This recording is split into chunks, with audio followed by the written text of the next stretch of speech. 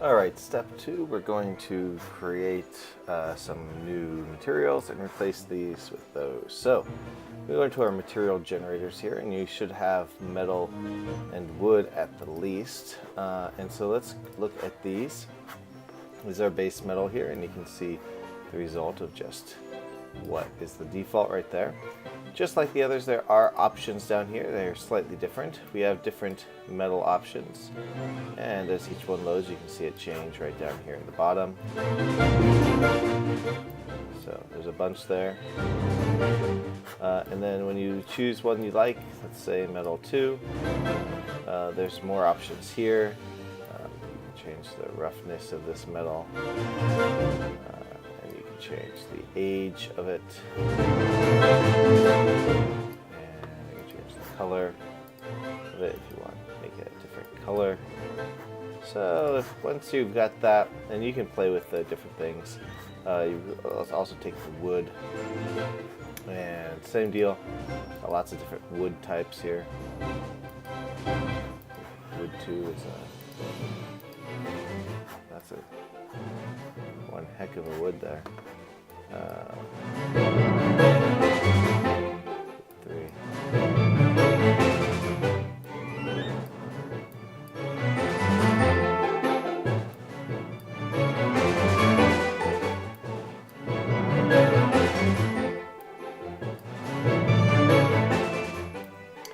So there's a lot of wood options as well, and when you find one you like, again, you've got some options here. These are global, so you can change the hue, you can change the saturation. Make sure this gets back to where it was.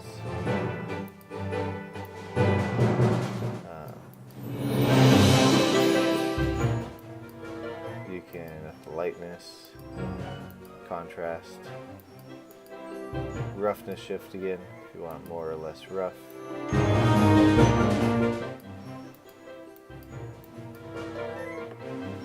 You can rotate the wood. I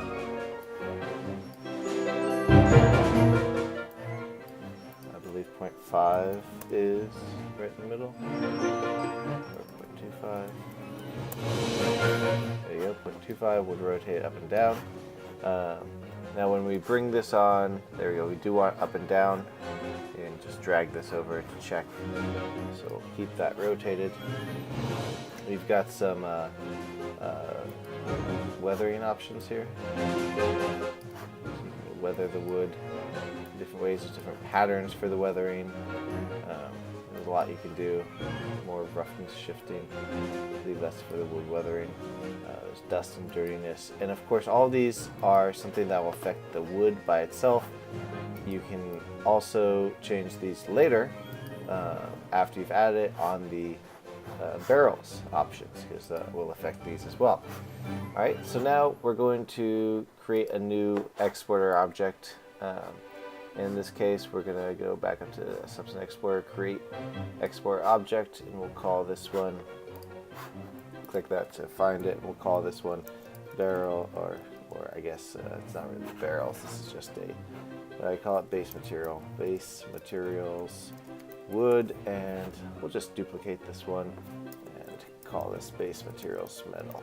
So now in our controller down here, we've got base materials wood. I'm going to find that base material wood. There we go. In the material generators, I'm going to use the hotkey to add it. Make sure I select all generator outputs. And then reload the outputs, make sure I've got them all. Alright, so these are the outputs I need: metallic roughness, ambient occlusion, normal, and albedo. Now, since this is going to be used inside my graph, I do not want to be set to normal map mode. I don't need materials. Hey look, I spelled that wrong. And I do need to convert it to PNG. I do want to do that. So I'm going to save that, and I'm going to export. I'm not going to reuse any textures, just going to export this. Alright, so I've got that now in my group name. I just called it group name, I guess. Now let me do the metal. So I'm going to go bring the metal down to the export object. That way it saves them. Go back to my material generators, do the metal. Same deal, generate all outputs, make sure that's selected, just in case there's more outputs than what's visible here. Looks like there were not. These are the only options I need, but I don't want the normal map or material, and export those textures. Alright, and now we've got those in right here, textures, ready to go. And confirm that this is set to a default texture type. Alright, so now we need to go back to our barrels materials, and we'll work on barrel 2, I believe. Let's see, is this barrel, yeah, default 2. So let me close these other ones. Now, at the very bottom of all these options, we've got these custom areas here with these map options. So I'm just going to drag our wood options into here in the appropriate boxes. Rough, ambient occlusion. You can leave the ones you don't want to use blank. And then for the metal, albedo, opacity, normal, ambient occlusion down there, metallic rough down there. Alright, so nothing's happening yet because we're not yet using custom materials. So for the wood, we're just going to click this Use Custom Texture button, and we should see the change if we have Enable Texture Modifications up. And there's the change. Now we have the new wood attached. You can see that just by removing one, adding the other. Pretty sweet how that works. Pretty easy. And then with the metal, we'll do the same thing, Use Custom Texture. And there's the new metal texture. It looks like there's a height issue going on here. So let me bring my height map down. You see that's the parallax mapping. There we go. Much better. And now let's just see the difference between the metal there, between the two. So you can see the difference. And then for the bolts, I could use custom texture, but without a texture there, it's just black. So we're not going to fiddle with that. And now for the metal, we can do things here as well, just like we did before. Change the hue, saturation. Ooh, that is funky. Too saturated. So there's a lot you can do here still. We can add the overlay color to it and all that good stuff. There is options here though. If we have the normal, we can invert the custom normal. This might be easier to see with the wood, because normal maps are two different modes. One looks right, one doesn't look right. So if you have a texture and it's not looking right, try reloading that, or inverting that rather. And the other thing is you can do is you can mask the AO and the normal. So if you do that, then all the information from the normal map and the ambient occlusion in that section will be removed. So that can give a slightly different look. In some cases, it can allow you to have a completely different look entirely. For instance, if we do that to the wood, then we'll get rid of all these slats.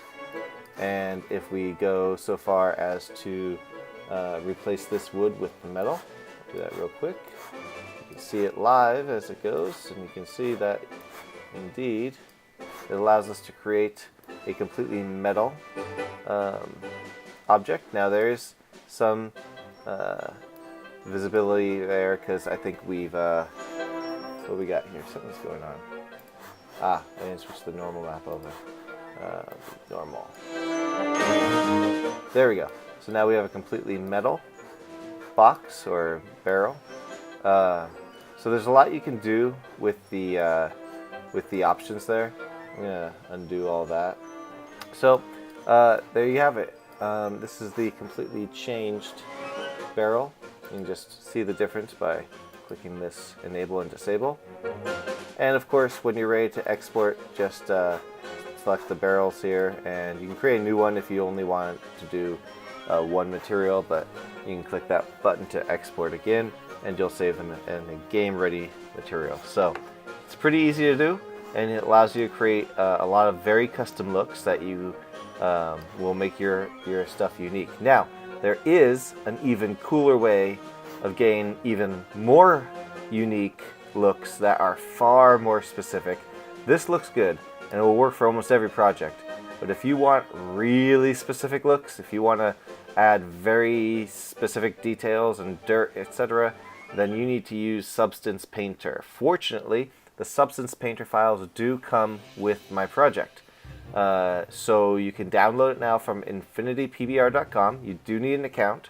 You can download it now and create your own textures. And the next video I make is going to show you how to do that with that file. So I'm going to end this by resetting this material back to its default